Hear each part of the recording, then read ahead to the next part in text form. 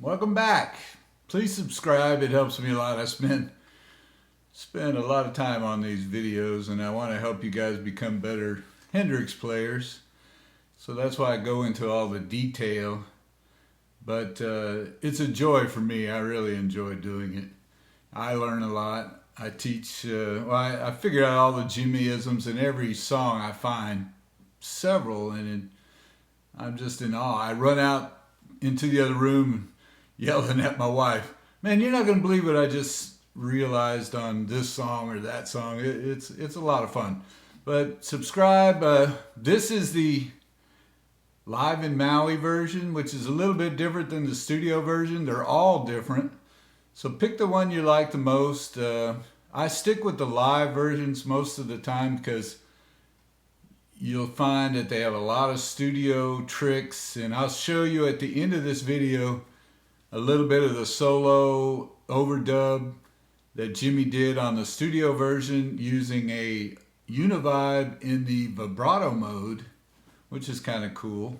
And he played an octave above, you know, he kind of doubled the guitar. But I'll show you a little bit of that at the end of the video. And the next one's going to be Freedom, and that is a handful, I'll tell you. So, here we go. I'm going to try to knock these out as fast as I can. The more I knock out, the faster I go, the more I do. So let's go as fast as we can here. And just use the first part of my playing, you know, that first 2 minutes as a reference for anything I might have missed. I did make a couple of mistakes in that opening section, but I'll try to go over those. But it starts out, now I'm tuned to E flat. Not all of his songs are in E flat, but this one is. And anytime I name a note on here, it's going to be the normal note that it would be if it was tuned to E. So it makes it easier for me. But I start out on the F, slide up to it. Which I'm sure most of you guys have got to this point.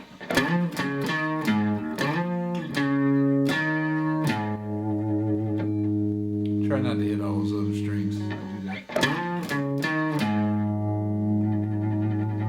Then you go down to the 4th fret on the A string. And it's a 4th fret open. Open A, 2nd fret, and then 2nd fret on the E. And then this first time he just goes, he hammers on the 2nd fret of the A string, goes down here. This version, he does that little chukka chukka, and it's after the 3rd beat goes 1, 2, 3.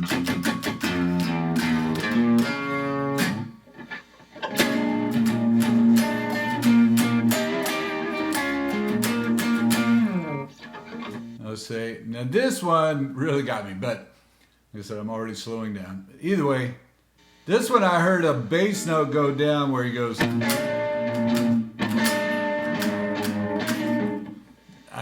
I was thinking, surely he doesn't do that. But you can do it with the open A. And you're kind of doubling up. You're basically playing a B7th. That's all he's doing is different forms of B7th. You know, like this form or this. He never uses this form, the standard old bar chord form. But he does use this one where you have your thumb on the 7th fret, E. And then your forefinger on the D7 fret, and then the middle finger on the 8th fret, G string. And that's how this chord starts. And see how I hit the open A. You have to make sure it doesn't ring too much, or you can go. And I've seen Jimmy do that with his thumb.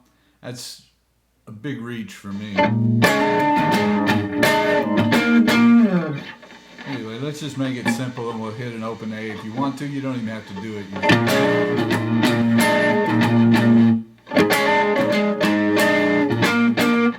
And I put my ring finger on the 9th fret there on the D string after that.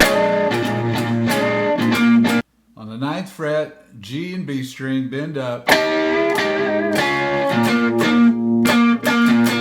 And he does that a lot, and you might as well get used to it with your thumb on the bass E, and then your ring finger on the octave up on the D string. He does that a lot. He goes, just bounces back between those two, so it's.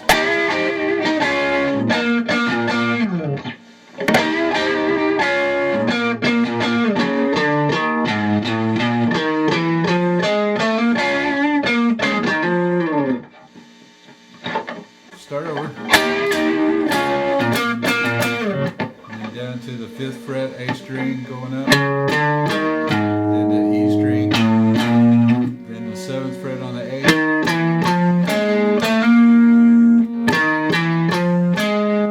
And that's a little kind of a lead-in note right there.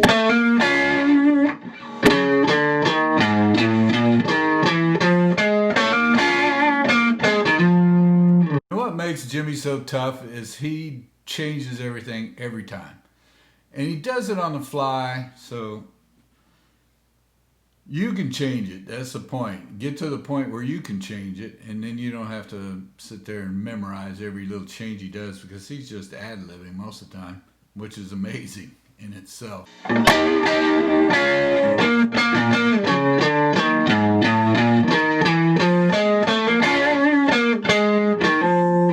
That's pretty quick too. It goes the 7th fret, still the B and the G and the B string. Then the 9th fret on the D.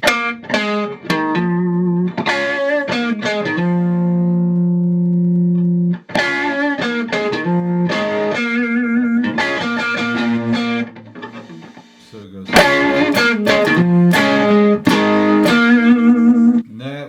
He bars across on the 7th fret, the A and the D string. This is.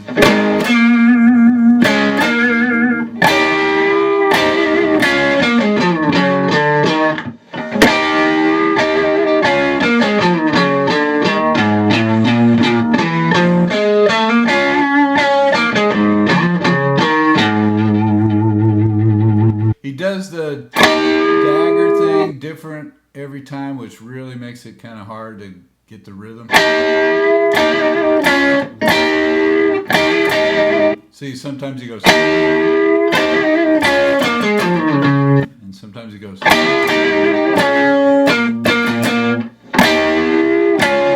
One time he does it like that. Those are the three ways he does it.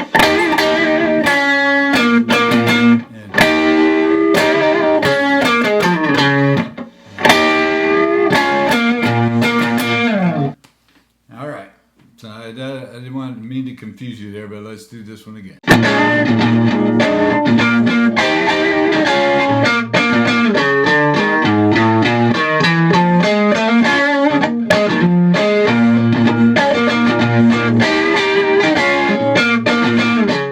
All right, so when we're back to the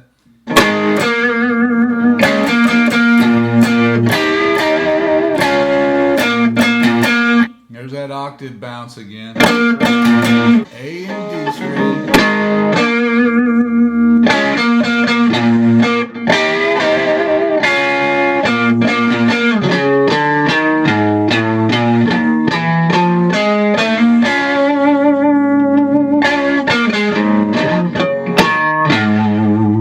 The first one goes.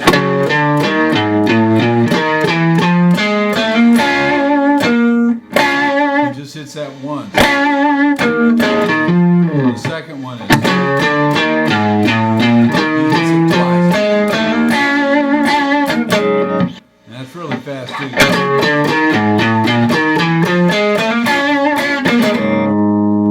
And when you do that, hit the A string and you slide up real quick. So, one more time.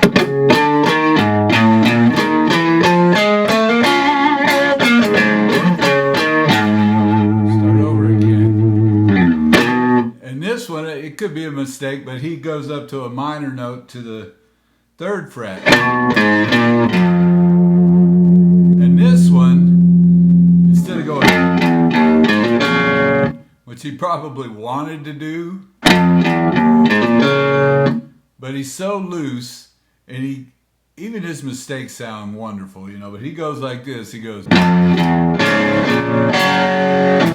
and that's, you can hear that weird note in there, and he doesn't even hit the open E, he just goes. Then he hits an open A and D, so not that hard. So it's open A and D, and then hammer on the A string to the 2nd fret, and then an open D and G. But I don't think he really wanted to hit that G, but it sounds pretty cool. Alright, so now we're to the chords. In this version, he does it 10 times. He does it twice before he starts singing. In the studio version, he comes in on the verse right away. None of this intro times, but on this one, on this version, it's and it's just your basic. Actually, this is not a 7th. This is just a triad. And I for the longest time, I thought I heard him going. I don't think he does. I think it was just my ear. But just like the beginning of.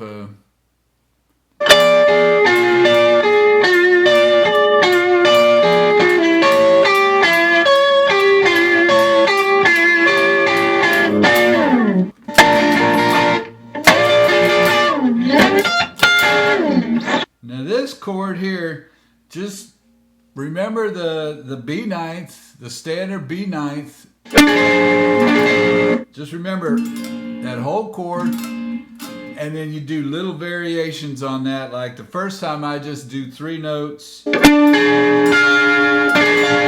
skip the B string. But you could put it like this bar across the 14th fret with your middle finger on the 13th fret on the D string. But he basically just goes.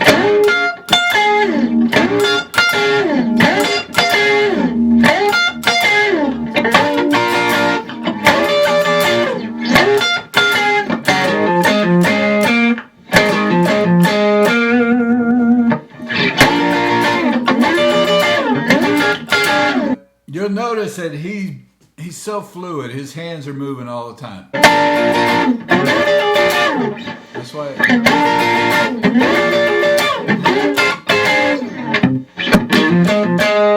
Now when he hammers on here, when he goes.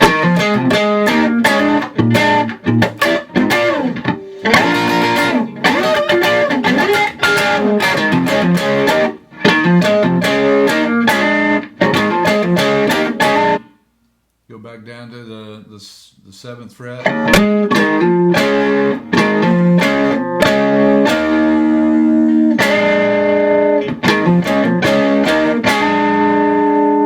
to that first chord again. And his rhythm is changing all the time.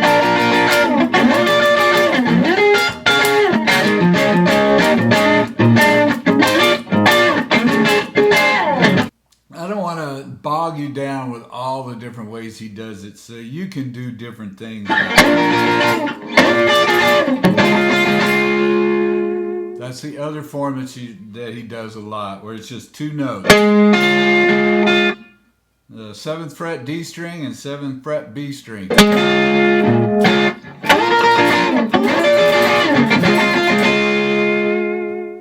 So just get that down and you'll be doing it. That's pretty much it. I'll show you when it goes to the next Dolly Dagger, but if you try to memorize all 10 of the different variations, it gets pretty crazy. I'll go through them here real quick. That one, like I said, we started off with.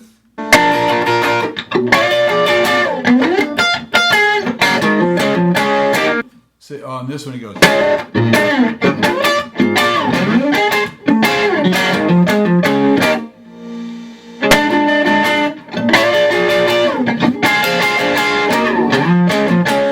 He also was using a flying V with humbuckers, which made it really grind on those chords.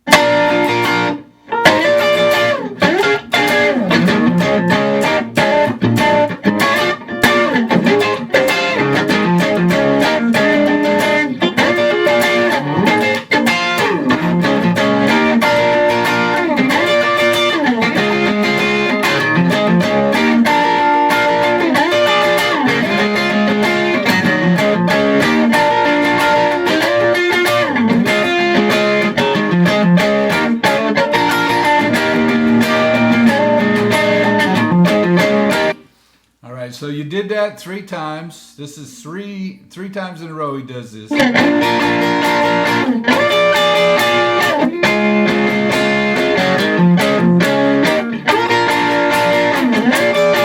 And he strums it different every time. So the first time.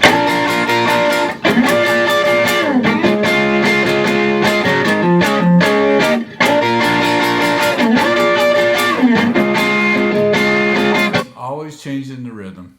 Third time.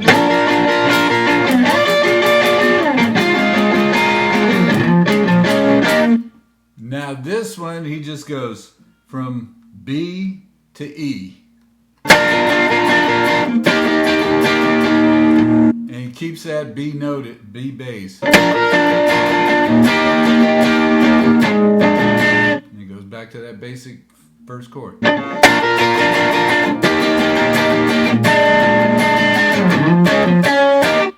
Then he goes back to that basic chord.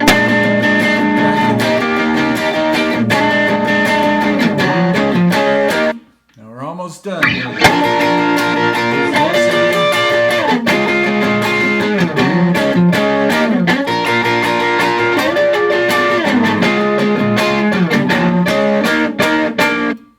Then this is where we go into Dolly Dagger again. It's like the E to the B goes just. I'm on the D and the G string at the 9th fret, and then just go to that B chord major.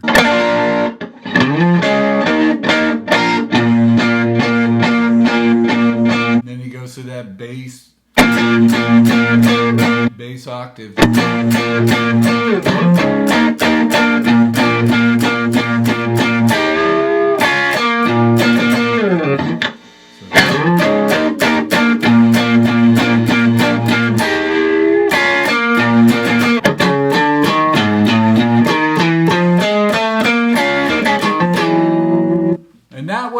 I think it's just some of his timing stuff. He's listening, he's singing, and that's what's so amazing. He's singing, playing his guitar, he's listening to everything. It's unreal, but I think he may have gotten off a little bit there, and he just, instead of going like he usually does, this time he goes.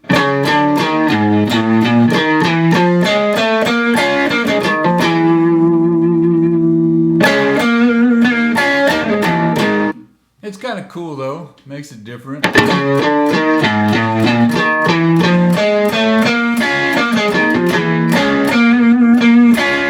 This one he goes all three fingers.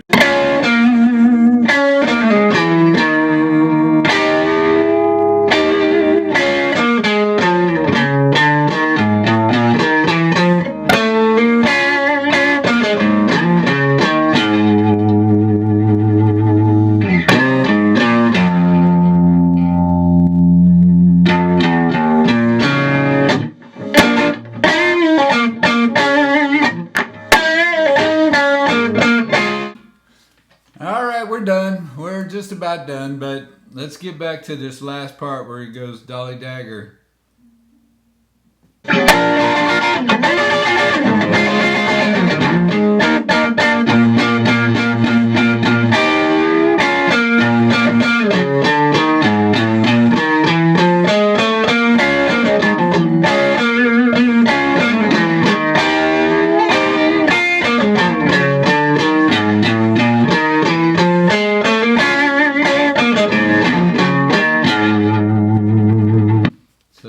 Probably missed that one part where he goes.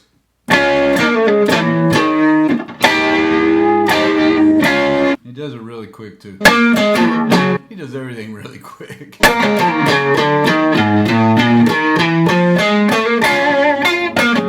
And that's that same little lick.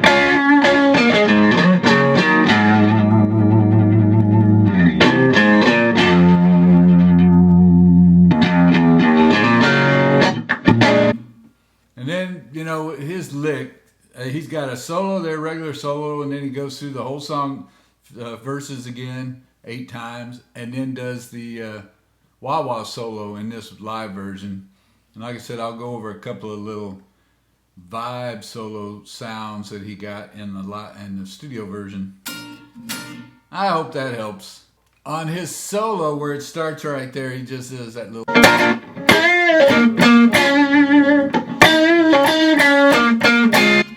And yet, I would never think of doing that, but he did it.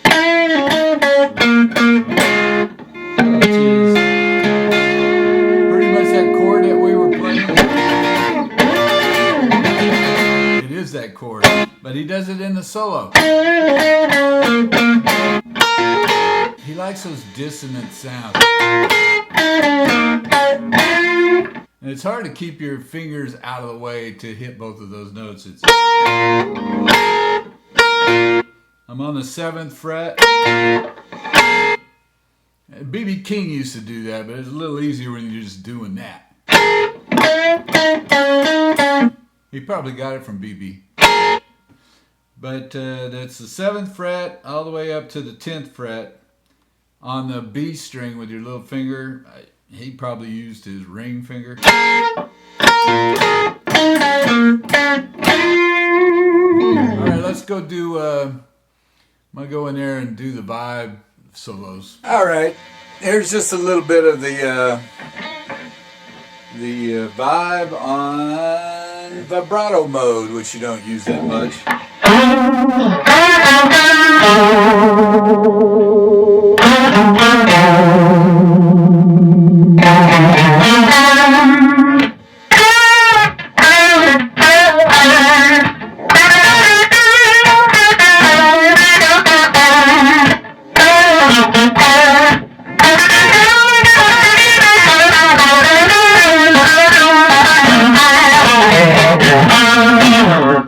So you get the idea. What's another one he does?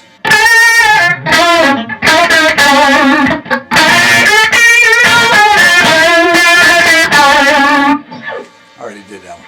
Anyway, Please subscribe. Have your parents subscribe. Have everybody subscribe.